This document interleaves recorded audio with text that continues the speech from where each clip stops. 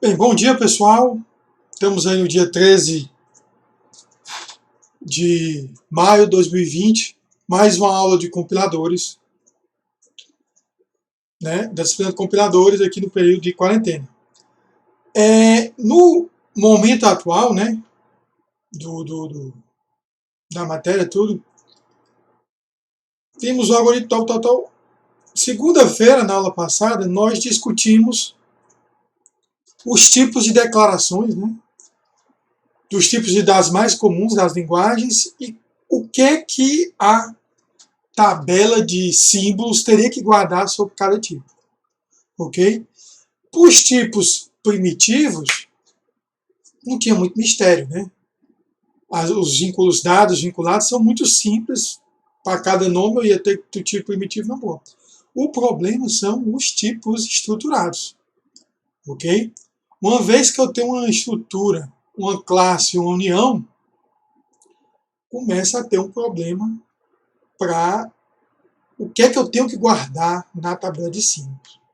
Eu vou ter que guardar uma definição de toda a estrutura, eu só preciso guardar o nome, né? O que é que precisa ter lá guardado para o caso que nós vamos ver hoje, que é justamente dar dois nomes. Como é que eu sei se eles são do mesmo tipo? Dois nomes, por exemplo, duas variáveis. Se forem, como eu disse, tipos primitivos, não há muito mistério, né? Agora, se forem variáveis de estruturas diferentes, são duas structs, eu defino variável de duas structs, como é que eu sei se essas variáveis são a mesma ou não? Toda linguagem aborda da mesma forma? Toda linguagem diz, olha, só são as mesmas se forem da mesma declaração? Ou não? Se as estruturas forem compatíveis, eu posso encaixar uma variável na outra, eu posso atribuir uma variável a outra? Então, essa é a questão que nós vamos tratar hoje, né? Aqui, gente, nos nossos slides, nós terminamos falando da classe, né? Vimos que funções também e tal, tudo mais. Ok? Aí, olha só esse exemplo aqui, né?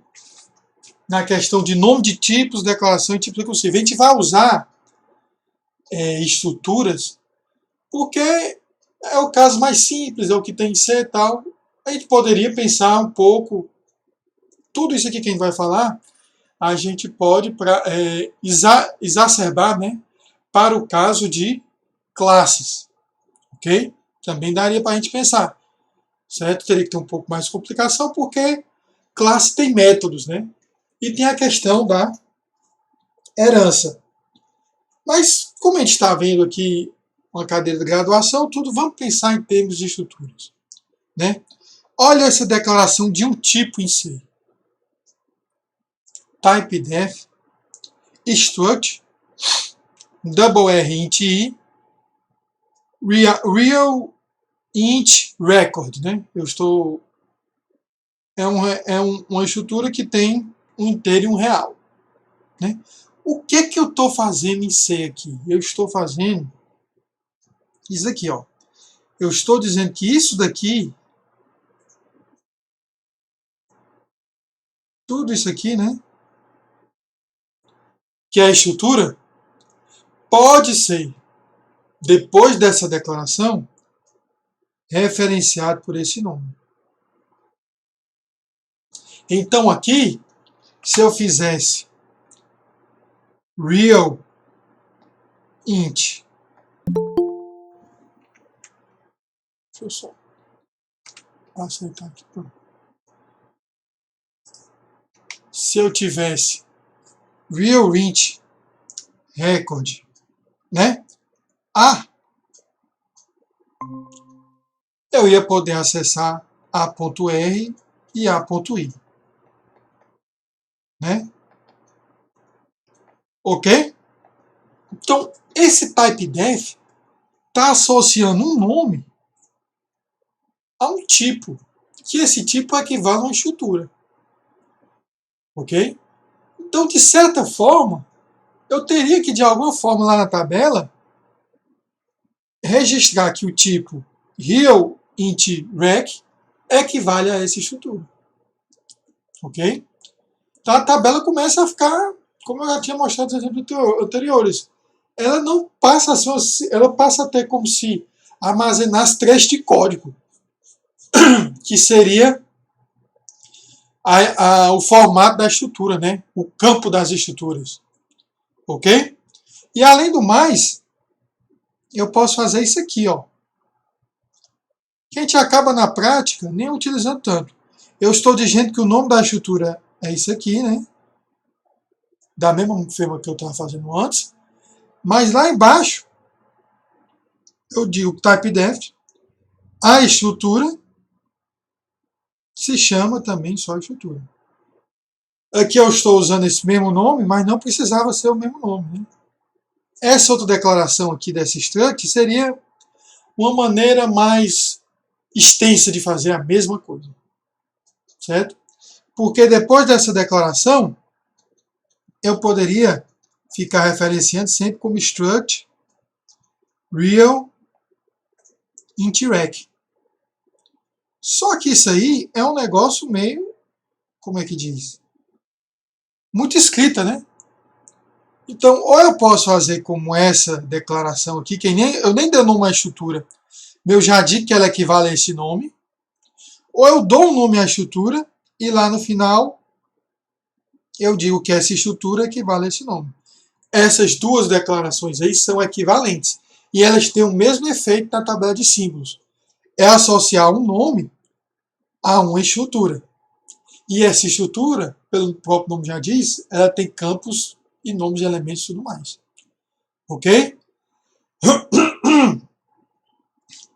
As declarações de tipos levam os nomes de tipos declarados a serem fornecidos na tabela. Agora, olha só. Deixa eu só apagar aqui e deixar uma pergunta. Aqui está typedef struct double r int i real int rec. Eu vou fazer até na mesma cor aqui do lado. Digamos que junto dessa primeira declaração eu faço logo em seguida isso aqui, ó. Typedef struct. Vou botar até na mesma cor. Abre parênteses. Olha só. Eu faço double e int. Só que olha o que é que eu vou fazer aqui. Eu vou chamar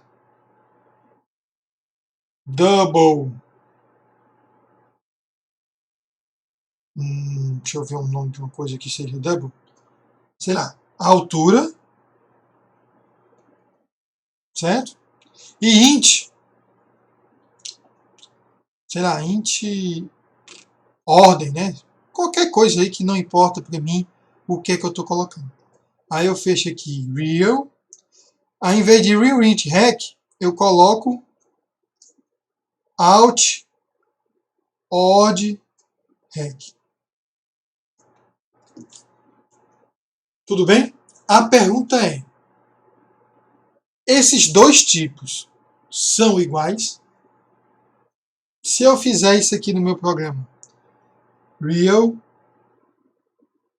int rec a, e fizer alt odd rec b, aí eu fizer a.r igual a, sei lá, 1.93, que é real, né? A.in igual a 3. Será que eu poderia fazer isso?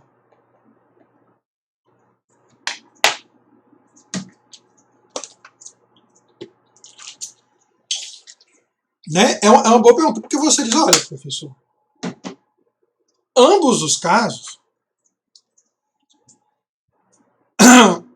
os campos, o espaço da memória de cada um é a mesma coisa. Certo? São 8 bytes seguido de 4 bytes. 8 bytes double e 4 bytes por inteiro. A princípio, eu tenho um primeiro campo que é um double, eu pegaria o valor de R de A e botaria para a altura, certo? E pegaria o valor in de A e colocaria para a ordem. E aí daria certo, numa boa, tranquilo. Mas você vai ver que para poder saber que isso daria certo, no momento que eu recebesse essa atribuição aqui, eu ia ter que percorrer a estrutura e ter certeza que todos os campos são equivalentes. Ok? Ah, para uma estrutura de 2 campos é tranquilo. Agora uma estrutura de 15, 16 campos, lá na fase em que eu fosse gerar o código dessa atribuição, além disso de permitir que ela ocorresse, o compilador ia ter que tomar um tempo percorrendo as duas estruturas e comparando. E ver se está igual. Ok? Então você vai ver que boa parte da linguagem não permite esse tipo de coisa. Simplesmente porque os nomes são diferentes. Certo? Se eu não me engano, em C, se você fizer isso aí, não vai dar certo, não. Vai dar erro. Professor, e essa é a única opção? Não. Linguagens diferentes, por exemplo, COBOL, né? Que tá. COBOL voltou aí a holofote, porque tem sistemas aí em COBOL que o vírus está forçando que sejam atualizados, né? Principalmente nos Estados Unidos. Mas COBOL tinha uma maneira de você habilitar isso aqui, né? Pareciam ser tipos diferentes, mas COBOL dava um jeito. E às vezes em COBOL podia até ter um campo a mais aqui, né? Que quando ele visse que o A tem um campo a mais que o B não preenchia, ele deixava um valor nulo, alguma coisa. Então isso é algo que depende do significado da linguagem, certo? E para poder fazer essa comparação, que essas duas estruturas são compatíveis, eu teria que, de alguma forma, ter na tabela de símbolo essas duas informações aqui armazenadas, não é? Para poder comparar durante a compilação e ver, beleza, essa atribuição é possível. Isso eu falei de duas maneiras, né? Linguagens que não permitem, linguagens como COBOL que permitem, e se a gente fosse lá em orientação a objeto, em vez de struct fossem classes, eu teria que ter a hierarquia de herança para saber se eu posso ou não. Né? Porque às vezes B seria uma superclasse de A, eu poderia fazer essa referência, né? Ok? Então demonstra aí qual é o problema que está querendo lidar, né? Essa declaração, perfeito? Essas declarações aqui são legais em C. Agora, olha essa daqui, certo? Eu já disse que é ilegal. O texto já diz que é ilegal. Mas olhem um pedaço para ela. Ela tem um struct int bst. Esse bst, o que será bst? Binary Search Tree, árvore de busca binária. Tem dois campos.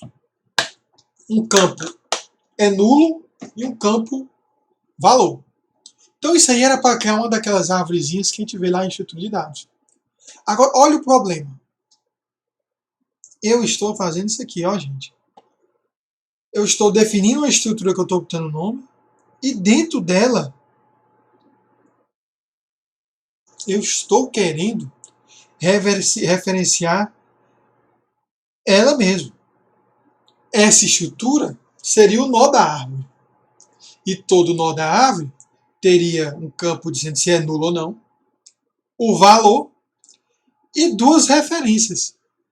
A quem? Ao filo direito, ao filo esquerdo. Aí fica a pergunta, por que isso aí dá errado em C? Né? Qual seria a razão de isso dar errado em C? Olha, professor, isso tem que dar certo de alguma forma. Eu criei árvores binárias usando C lá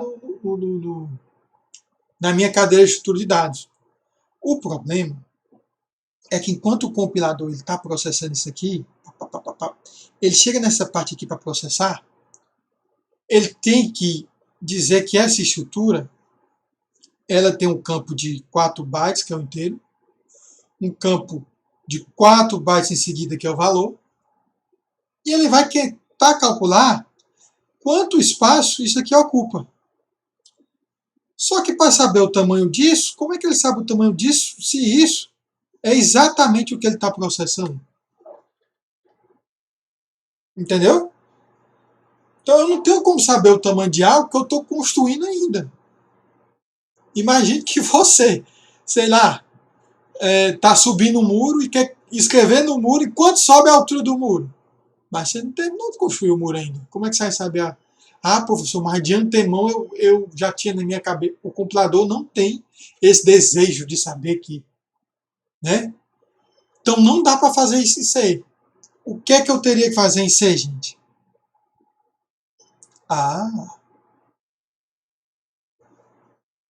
Eu estou colocando ponteiros.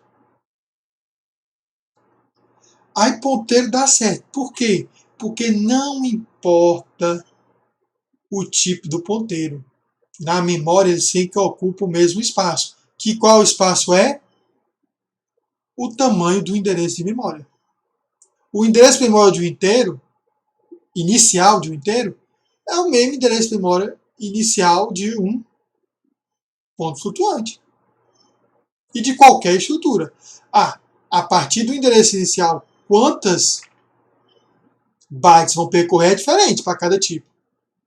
Mas o inicial é o endereço lá, que é o mesmo tamanho, que define a arquitetura. Então, desta maneira aqui, está dando certo, uma boa. Ok? E depois eu posso até fazer um type deck struct que coloca isso daqui para ser referenciado como binary search tree direito, né? Então, ponteiros sempre ocupam como é que diz? O mesmo espaço da memória, né? Ok? Então, daria certo numa boa. Eu posso ter um tipo referenciando a si mesmo, desde que a referência seja um ponteiro. Aí eu posso ter tipos recursivos. Então isso daria para colocar na tabela, ok? Mas novamente, dada essa questão aqui, né? Se uma linguagem permitir que isso ocorra, como é que eu sei que esse tipo é equivalência a esse? Ok? Essa é uma resposta que nós temos que estudar a equivalência entre tipos. Ok? Isso é muito utilizado na linguagem, né? Qual tipo que eu posso atribuir a outro? Qual tipo que a linguagem, o compilador, automaticamente poderia transformar de um tipo para outro? Não é isso? Quando eu tenho lá... Não, int não. Por exemplo, float A.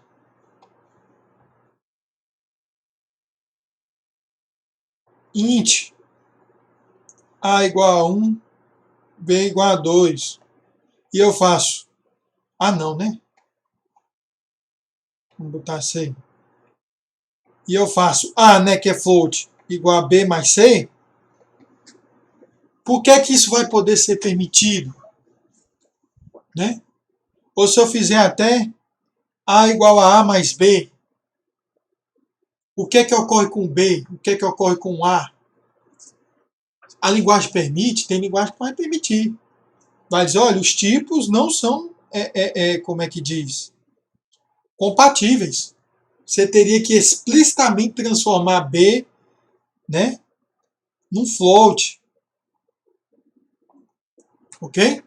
Então isso depende da linguagem. Então, qual é a motivação? Lembrando que todos os nomes, estruturas, tudo podem ter sido colocados na tabela com mais informação, né? Então, dada essa tabela rica, que tem todas essas informações, né? Dadas as expressões possíveis, atribuição, soma, invocação de função, né? Todas as expressões possíveis de tipos, né? Aí as expressões de tipos seriam as criação de estrutura, o type def, a definição de classes, né? Então, todas as maneiras que eu posso declarar um tipo ou trabalhar com tipos na linguagem, um verificador de tipo deve responder se duas expressões de tipos representam o mesmo tipo. Ok? Então, você tem duas structs. Ou você tem, sei lá, até mesmo duas variáveis, né? Dois nomes, duas declarações. Ok? Eu quero imaginar uma função que pegue essas duas expressões de tipos e me responde se elas são equivalentes ou não. Ok? Se forem equivalentes, significa que eu posso atribuir uma variável de um tipo para outra. Em qualquer local que eu utilizar uma variável tipo 1, eu vou poder usar uma variável tipo 2. Ok? Então, essa é a equivalência de tipos. Né? Então, no fundo, essa funçãozinha recebe duas árvores que representam derivações de expressões de uma gramática de linguagem. Então, T1 é o nó raiz de uma expressão e T2 é o raiz de outra expressão. E retorna se as duas expressões são do mesmo tipo. Ok? Existem várias maneiras de definir essa função. E é isso que nós vamos ver. Equivalência de tipos. Aí imaginem aí, gente, uma gramáticazinha. Vamos olhar essa gramática aqui. Essa gramática ela tem vardex, vardex, vardex, vardex, né? Só tem essa diferença. Então essa vardex aí é uma recursão à esquerda que na verdade vai ser equivalente a uma lista de vardex, né? Vardex, vardex, vardex, separado por ponto e vírgula. Só o último que não tem ponto e vírgula. É parecido com o que a linguagem Tiny, que ele usa como exemplo livre, faz. E o que é cada declaração dessa? Cada declaração é um nome associado a um tipo. Tudo bem? Sendo que a complicação dessa gramática está na expressão de tipo, né? Eu estou vendo aqui que, na verdade, vão ter várias declarações desse estilo aqui, separado por ponto e vírgula. Existe a possibilidade que eu tenha um simples tipo, né? Porque tipo expressão pode ser tipo simples ou tipo estruturado. Tipo simples é inteiro, booleano, real, caractere e void. Então, eu poderia ter nessa linguagem isso aqui, ó. A2.int, B2.real. Deixa eu ver o que mais aqui. CO2real. E pronto. Para chegar aqui, eu criaria várias do Vardekler. Várias Vardekler, né? 3 Vardekler. E cada Vardekler viraria ID, tipo. E cada tipo viraria tipo simples. E o primeiro tipo simples viraria int. O segundo real. E o terceiro real. Pronto. Daria para chegar em novo.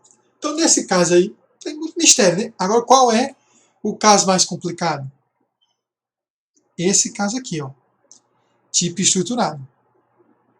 Sendo que tipo estruturado vai poder ser um array,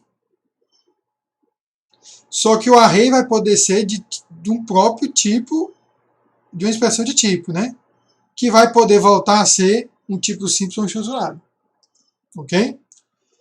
Um registro, que é como se fosse um struct, uma união, um ponteiro, um procedimento.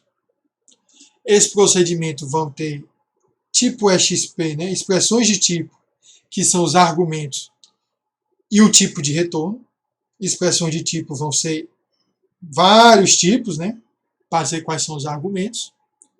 Ok? Então, esse caso aqui do tipo estruturado é um pouco mais... Eu poderia ter algo nesse estilo. Para ficar bem complicado aqui. Eu poderia ter um A sendo int, como eu já tinha feito lá em cima. Eu poderia ter um B sendo um array de 5 posições de real. Tá vendo aí? Virou tipo estrutural, que virou array, né? E poderia ter um C, que é um registro de... Tem vardex, né? I inteiro, ponto e vírgula, R real,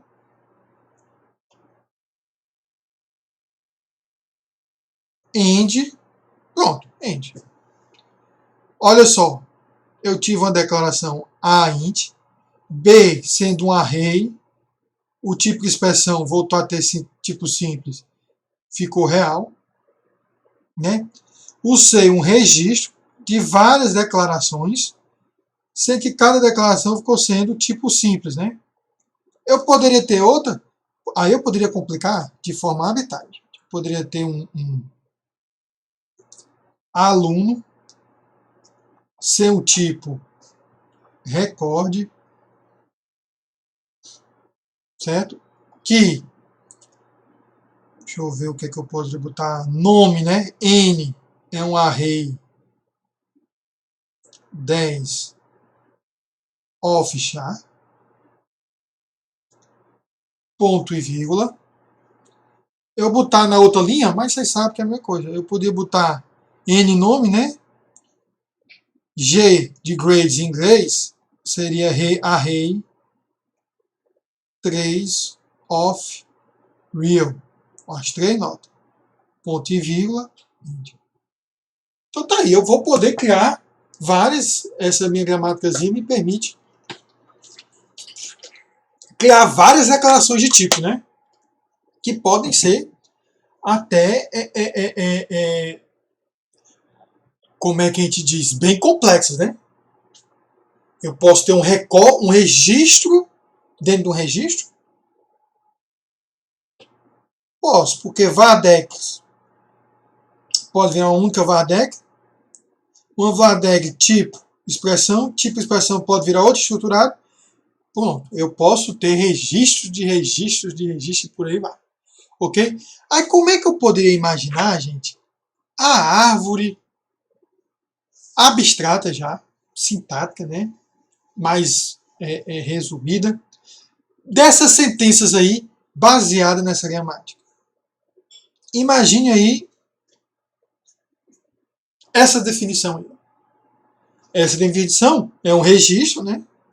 Em que eu tenho um x, que é um ponteiro para um real, e eu tenho um y, que é um array 10 ou 20. Esse ponteiro a gente não mostrou, mas está aqui, né? Ó. Pointer to. Ok?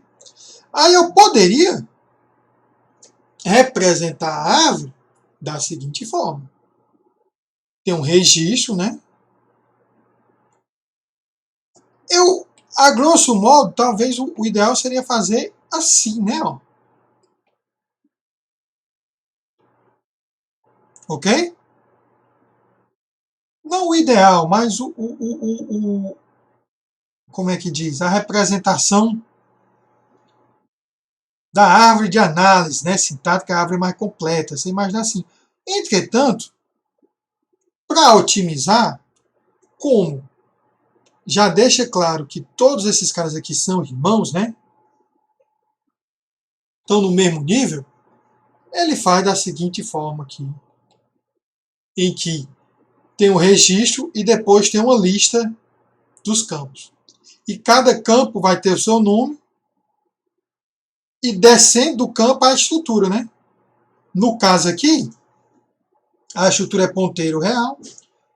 Aqui, no caso, é array, tem um atributo 10 inteiro, e por aí vai. Se eu tivesse deixa eu imaginar aqui, um Z, que fosse um simples inteiro, ficaria aqui var, né, Z, né, descendo para o simples inteiro, que é o tipo C. E aí sucessivamente. Então isso é uma maneira que eu posso representar. Desse argumento aí, você vê que eu conseguiria qualquer um desses tipos estruturados imaginar como uma árvore. Né? Um exemplo um pouco mais complexo. O que é isso aqui? É um procedimento que vai receber um valor booleano, um valor de uma união que tem um campo A real e B caractere, um valor inteiro, então ela recebe 3 argumentos e retornaria, não retornaria nada, né? Seria um procedimento sem retorno. Olha como é que poderia ser representada a árvore.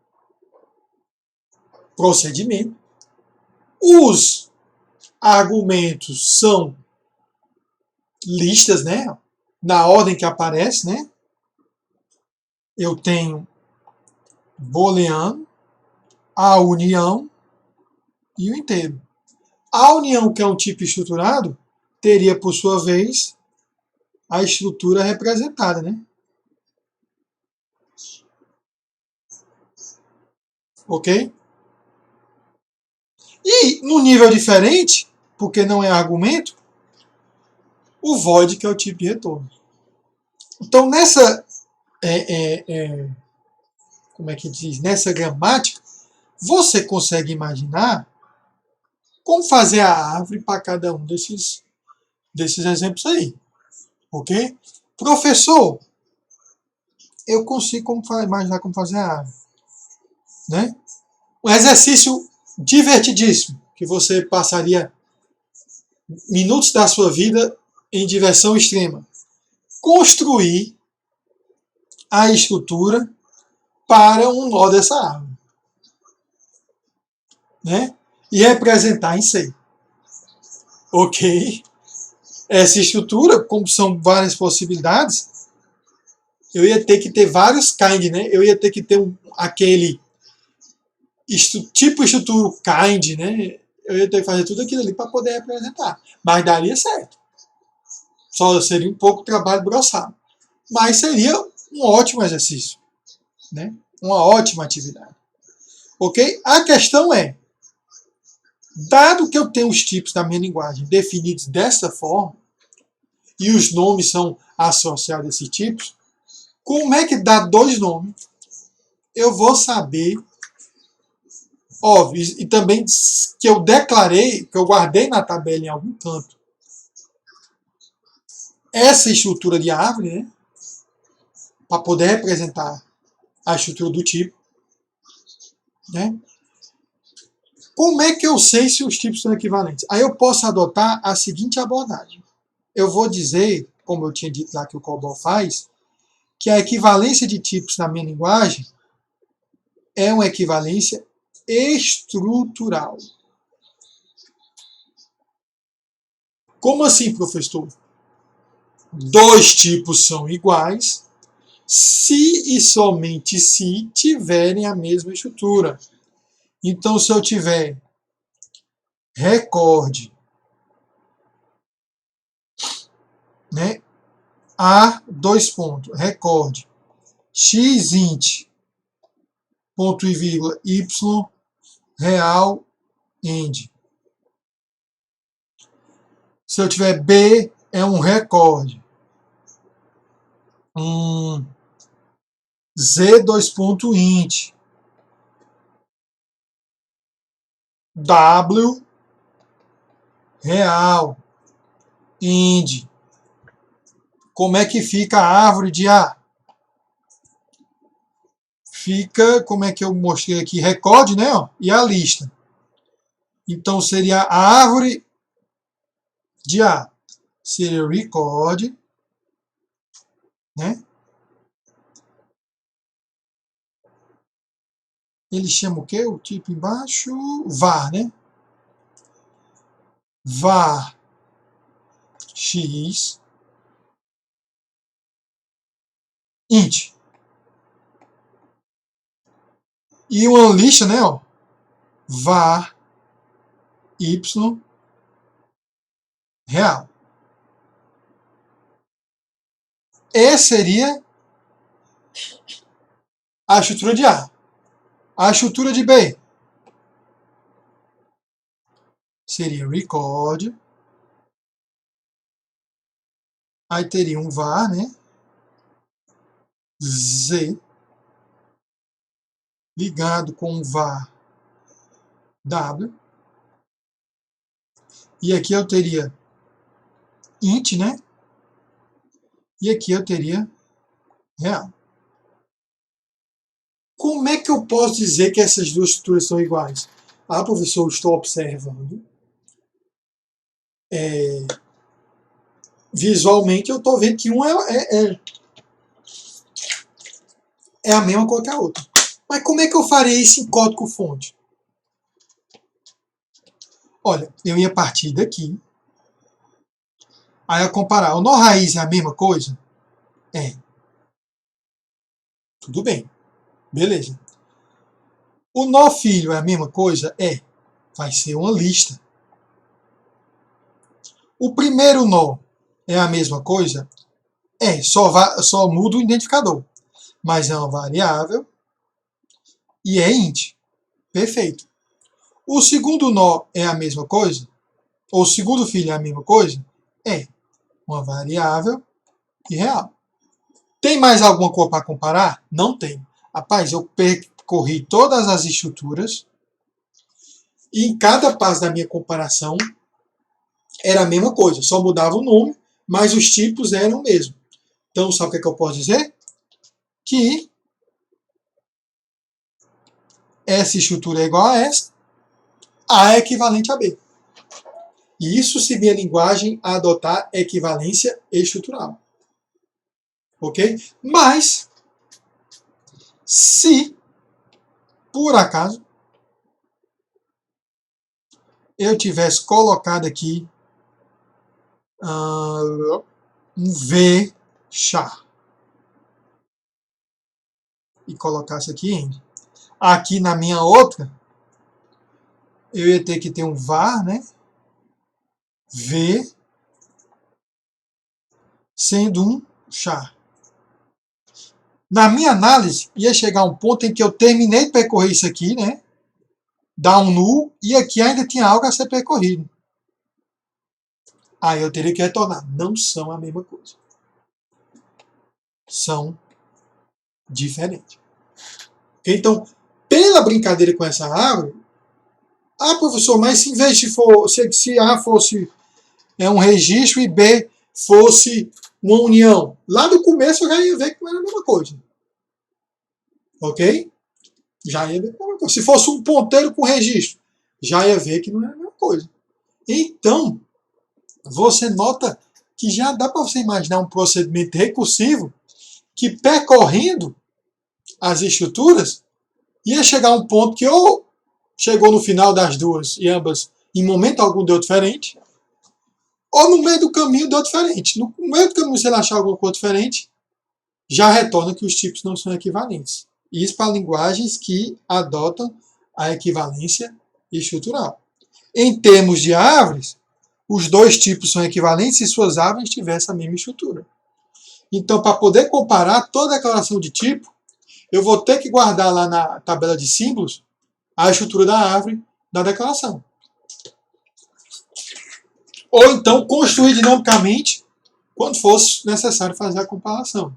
E depois rodar o procedimento de equivalência de estrutura. Né? Os atributos podem ser diferentes. Ó. Aqui x, né, foi diferente de z. Mas o importante é que a estrutura foi a mesma. Né? Ok? Então, eu teria que pegar um algoritmo que, baseado em todos esses casos aqui, eu pudesse dar dois nomes de tipo, saber se um tipo é equivalente ao outro. Então vai ter uma subárvore de recorde, de união, de ponteiro e de procedimento.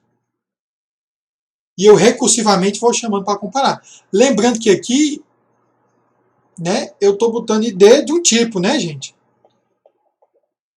Eu não estou nomeando, aqui na minha gramática, aqui, até agora, não tem nada parecido com o typedef do C, que é para dar um novo nome ao tipo. Então, dadas duas variáveis, para saber, eu vou ter que sempre fazer a comparação das estruturas. Aí, ó, o procedimento fica essa belezura. Ok? É essa belezura aí. Que fica, ó, professor, é muito código. Mas no fundo, ele só está tratando cada um daqueles casos. Ok?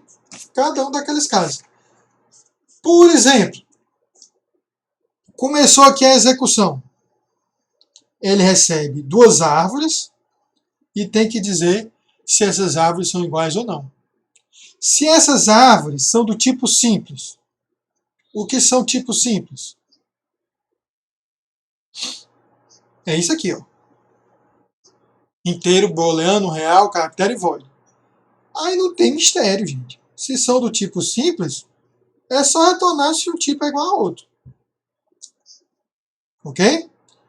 Aqui, ele fala o seguinte também, ó. Se uma matriz, o primeiro tipo e o segundo tipo forem matrizes. Matrizes são aquele caso em que array, né, número de alguma coisa. Quando é que duas matrizes são iguais? Ele vai dizer que as duas matrizes são iguais quando elas têm o mesmo tamanho e são do mesmo tipo.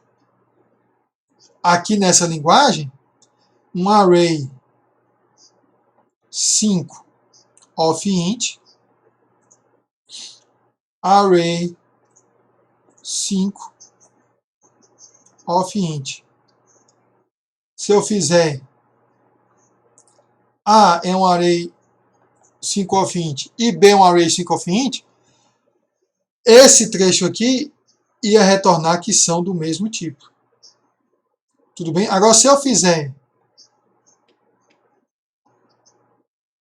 isso aqui, esse trecho, por causa desse tamanho aqui, ia retornar que não são do mesmo tipo. Ok?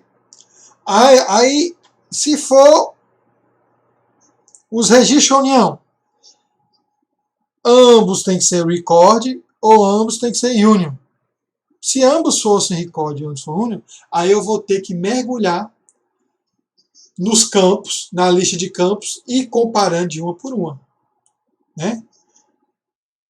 Perfeito? Eu pego os tipos, digo, assumo inicialmente que é verdade, e enquanto for verdade e eu não tiver chegado no nil, que seria o fim das filas, se por acaso eu encontrar um filho cujos tipos são diferentes, falso. Se não, comparo os tipos e vou atualizando para os próximos irmãos. Ok? Então, eu vou simplesmente...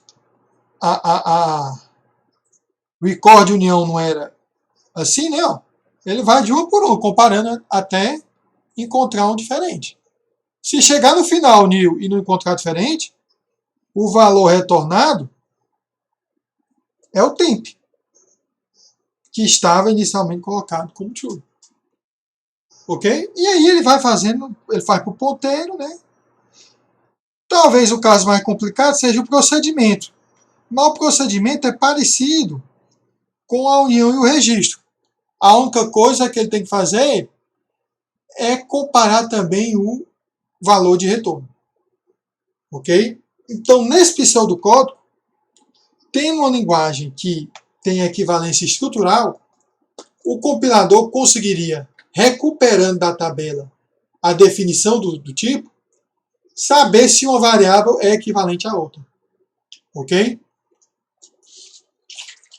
Então isso aqui seria o necessário para poder ter uma linguagem como COBOL que permite, apesar dos nomes dos campos ser diferentes, eu atribuir uma variável em estrutura a outra se elas forem estruturalmente equivalentes. Ok? Perfeito, professor, mas isso aí parece ser algo que, se toda vez que o compilador for fazer essa verificação, executar esse código, que é um código recursivo, que chama tipo igual várias vezes, minha compilação ela pode ficar um pouco lenta, né?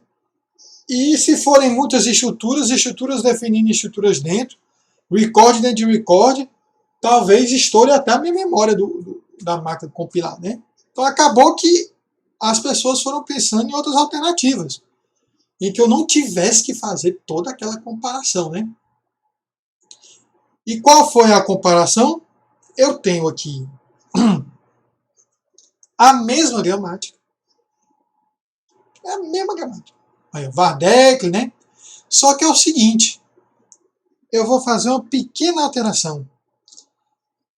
Qual é a pequena declaração? Olha aqui. É nesse ponto aqui, ó. Tipo deck. Tipo decla e tipo decla. Eu vou poder utilizar um type def. Eu vou poder colocar um nome de um tipo. Ok? Se você observar, é a única diferença. Lá na outra, a Vardekli ia diretamente para tipo expressão, né? A tipo expressão ia poder ter tipo simples ou tipo estruturado. Agora não. Certo? Eu vou ter Vardekli para expressão de tipo. Expressão de tipo vai poder ser um tipo simples, que é inteiro, booleano, real, char ou void. Ou vai poder ser um identificador. E esse identificador vai poder representar um tipo, como é que diz? Um tipo estruturado. Então, eu poderia fazer algo assim, ó. Pronto, vou botar até de outro. Aluno igual, é um identificador, né? É um igual, então vai ter que vir uma expressão de tipo. E eu vou botar uma expressão de tipo estruturado. Então, aluno vai ser igual a um record, certo? Aí record vão ter várias declarações, né? Nome, ponto, ponto, array, 10 of char, ponto e vírgula. Nota eu vou botar real. Tá vendo? E record termina com end. Então, eu não estou botando dois pontos, eu estou botando igual. Então, significa que esse nome aqui, aluno, representa esse registro. Seria como se eu tivesse um struct, eu tivesse type def s struct para aluno. Ok? E depois, eu vou poder fazer isso. Ó. Turma, dois pontos, aluno. Não. Deixa eu ver aqui. Turma, expressão de tipo simples. Expressão de tipo simples day. Eita, o meu exemplo vai ficar mais complicado. Certo? Porque eu vou ter que dizer que turma é um array 30, eu acho que são 30 alunos nessa turma, nem me lembro mais, faz tanto tempo. Of aluno. definir dois tipos. Eu defini o tipo aluno, que é um registro, e turma, né? Aí por último, aí é que eu faria compiladores, né? Dois pontos, ponto é uma turma de 30 alunos. Ok? Então, no lugar de fazer o alinhamento, eu uso os nomes. Esse nome aqui é o nome de um tipo, não é uma variável. Tanto que eu estou usando aqui, ó. Da mesma forma que é o nome do tipo. Né? Aí aqui eu defino compilador, que vai ser do tipo turma, que vai ter 30 alunos. Ok? Então, assim que eu mudei.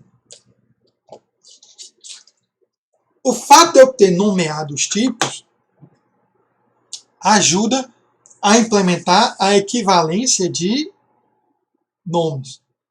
Então, no lugar de aquele exemplo mais complicado, aqui é um exemplo até mais simples. Ó. Registro x ponteiro para real, y a rede de int. Int, eu teria que botar aqui T1, esse nome equivale a ponteiro para real. T2 equivale a array 10 ao 20. E T3 é um registro de T1 e T2. Então, eu vou nomeando os tipos e vou usando esses nomes. Aí, o que é que eu vou fazer? Equivalência de nomes. Duas expressões de tipo são equivalentes se e somente se forem o mesmo tipo simples, né? Então, são dois caracteres, dois inteiros, dois real, ou o mesmo nome. Então, elas têm que ter o mesmo nome. Eu não vou nem olhar para a estrutura, gente. Eu só vou ver o nome. Ok? Então, se eu tivesse depois a declaração, né? A é T3 e B é T3, eu poderia fazer A igual a B. Por quê? Porque são o mesmo nome. Certo? Ah, professor, mas se eu fizer isso aqui, ó. Se eu fizer isso aqui do lado, certo? Uma outra declaração em que eu chamo agora de T4. E no lugar de T3, boto T4. Pela equivalência estrutural da primeira gramática, eu ia chamar aquele procedimento tipo igual, ia percorrer T3 e T4 como árvore, ia ver que são estruturas equivalentes e A e B daria correto.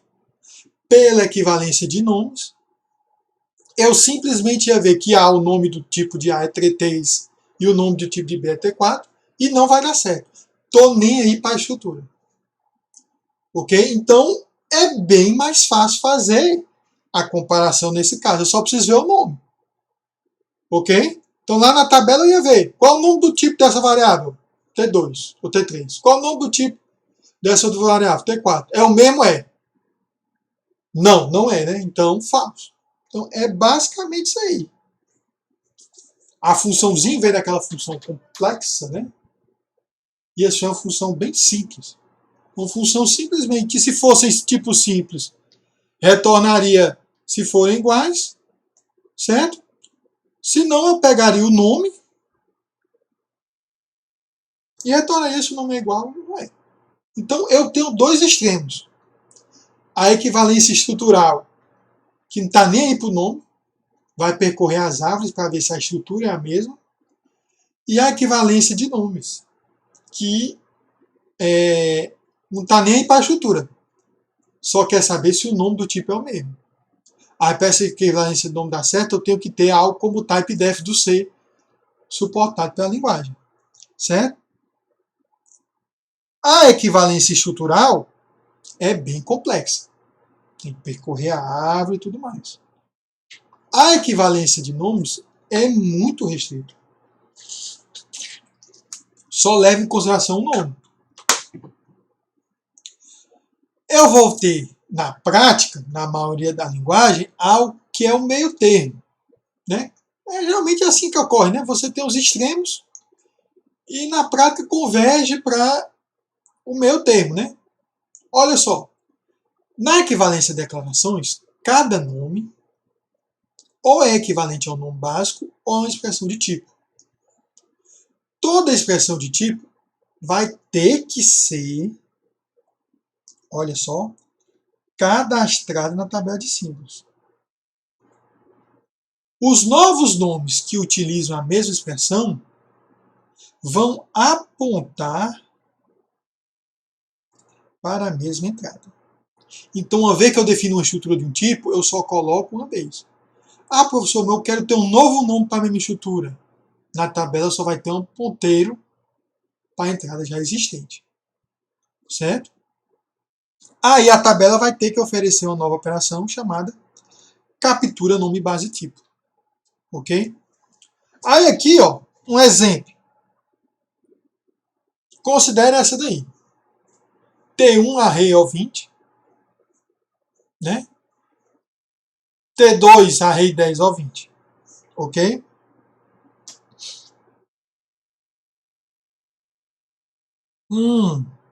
Eu errei aqui, viu?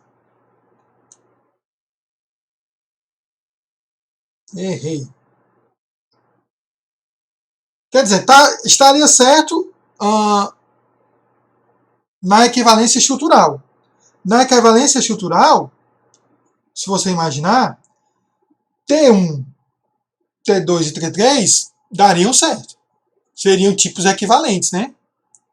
Na equivalência de nomes, T1 e T2 são diferentes, porque os nomes são diferentes. Mas aí, a equivalência de declaração me permite que eu faça o que eu estou fazendo aí. O que é que eu estou fazendo? Atribuindo para a mesma estrutura um outro nome. T3 vai ser um novo nome para a estrutura T1. Certo? Então, se eu tiver T1A, T3B, certo? São nomes diferentes, mas eu vou poder ter A igual a B. Porque pela declaração, lá eles vão estar apontando para essa mesma estrutura. Ok? Então, na equivalência de declarações, isso é permitido. Na equivalência de nomes, isso é permitido? Não, porque o nome é diferente. Ok? Então, fica um meio termo. Na equivalência estrutural, seria permitido, mas aí eu teria que ter toda uma comparação entre a estrutura. Porque tanto T1 como T3 teriam que ser registradas aquelas estruturas total. Ok? Então, de certa forma, a equivalência de declaração, ela vai poupar tempo. Ela vai permitir reutilizar uma estrutura sem ter que passar toda aquela verificação. E nas linguagens que nós temos hoje em dia, com o TypeDef e com C, o que nós temos é a equivalência de declaração. Ok? Então, daí eu tenho uma conclusão do que o que a tabela me permite fazer, né? Ok? Considerando, dados esses conceitos aí, né? Querendo ou não, seja uma equivalência estrutural de nomes ou de declaração, sempre vai existir uma operação tipo igual, que vai retornar verdadeiro ou falso. Né? Eu vou ter uma operação inserir, que vai me colocar informações de tipos na tabela de símbolos.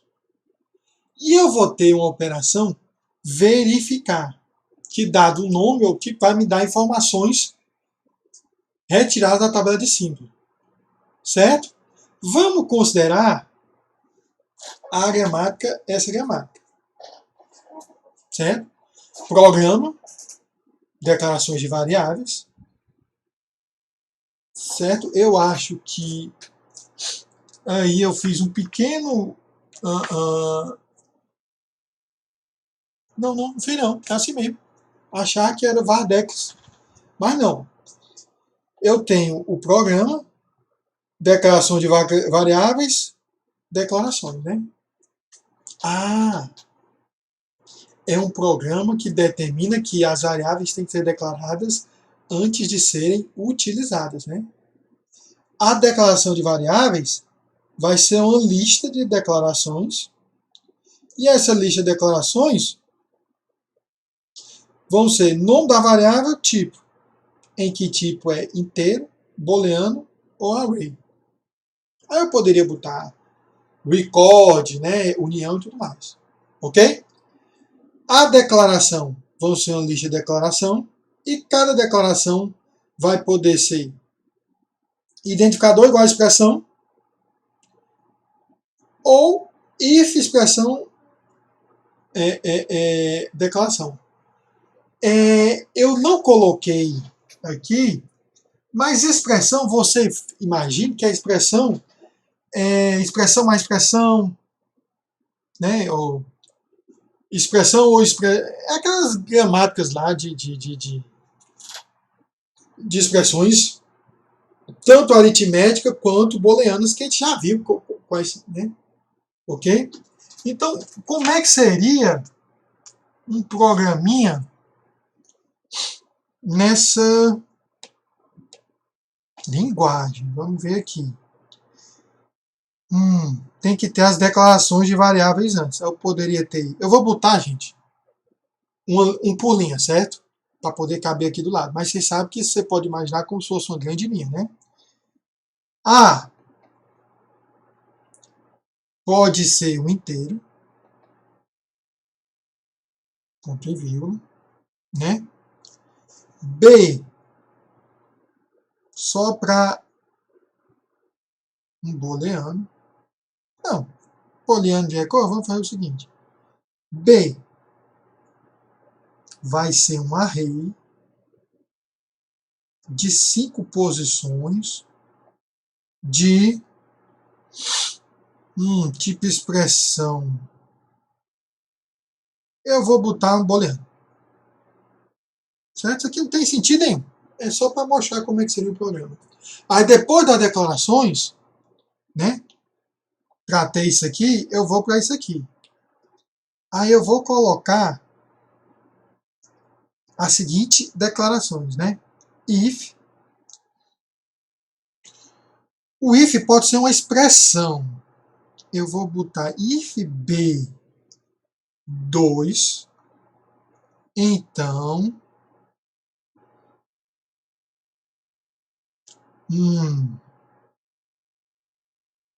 A. Essa declaração, eu vou ter uma atribuição, certo, gente? Igual a 1 mais 2. Pronto. Certo? Eu vou botar um ponto e vírgula. E vou botar depois um A igual a 3. Não tem nenhuma lógica. Mas a última não termina com ponto e vírgula, né? Não tem nenhuma lógica esse programa aqui, não. É só mostrando para você o seguinte. Primeiro, eu só vou querer referenciar nomes que já foram declarados antes. Tudo bem? Porque eu não poderia ter aqui C igual a A mais 2. Por quê? Porque C não foi declarado. Certo? Então, dada, por exemplo, olha essa expressão mais complicada que a gente tem aqui, né? Que é o if. Eu teria que saber que B foi declarado. Possivelmente, se B é booleano, né? Para poder estar como valor de uma expressão, né? E também teria que ver aqui dentro se um A foi declarado. Para eu poder saber que 1 mais 2 inteiro pode ser colocado aqui. A questão é como é que eu construo regras semânticas para poder fazer essa análise. Ok? Lembrando, tudo isso aí a gente já viu que as estruturas, tudo vai estar na tabela. E na tabela vão ter esses 3 métodos aqui. Ok? Vamos lá. Aí nós vamos ter que ver a regra semântica para cada uma dessas regras gramaticais. Aí a gente for adiante, ó. Uma vardeca que seja tipo ID é de determinado tipo. O que é que eu faço? Eu insiro na tabela que o nome do tipo, né, que o nome como é que diz, da variável, né? Ó, o nome de A é inteiro. O nome de B é array bababá, né? Eu vou ter que botar o nome da variável sendo desse tipo. Mas esse tipo está vindo de onde? Certo? Aí vai ser preenchido pelas outras regras.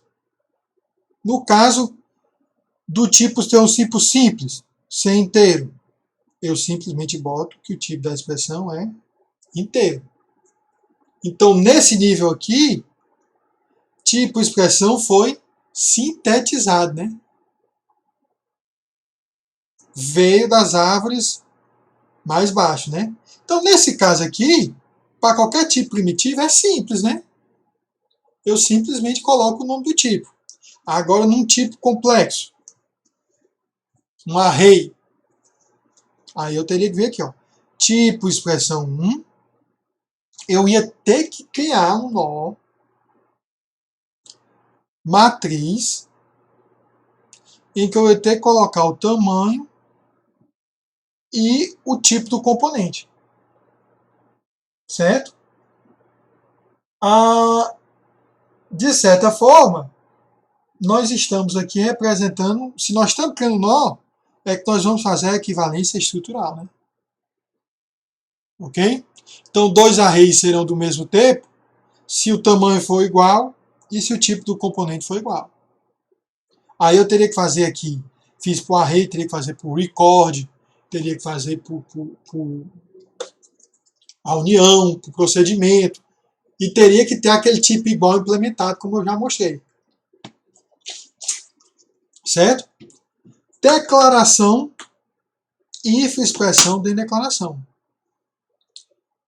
Se a expressão inicial não for booleano, retorna falso. Ok? Declaração ID recebendo uma expressão. Se, aí eu chamo o tipo igual. Verificar, pega o tipo do nome. Certo? Expressão tipo, pega o tipo da expressão. Se o tipo da expressão não for igual ao tipo da variável, que já foi preenchida antes na declaração, né? É para dar um erro.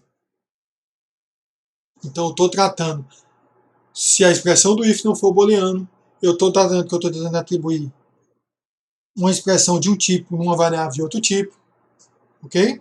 E aí, sucessivamente. Expressão 1, aqui essa regra nem está na gramática, mas teria a multiplicação, a soma e tudo mais, né? Ó. Expressão 1, expressão 2 mais expressão 3. Se a expressão 1 e a expressão 2 não forem do mesmo tipo, vai dar um erro. Então, se a expressão 3 fosse booleano e aqui fosse inteiro, eu não posso somar um inteiro com booleano. Caso contrário, o tipo da expressão 1 vai ser inteiro. Ah, professor, mas aqui, pessoal, é uma gramática simples. Eu teria que depois, se eu suportasse ponto flutuante, também ia ter que tratar o caso. A expressão 2 ou expressão 3, aqui teriam que ser booleanos. Se não fosse booleano, erro. Caso contrário, expressão 1 também fica booleano. Eu sintetizo o valor do tipo possessão 1 para booleano. Nesse caso aqui, expressão 1 igual a expressão 2, expressão 3. Se expressão 2 não for um nó do tipo matriz, certo? E expressão 3 não for inteiro, eu não vou poder indexar uma matriz com um booleano. Né? Então, se esses dois casos ocorrerem, certo? Então, não, peraí. if not,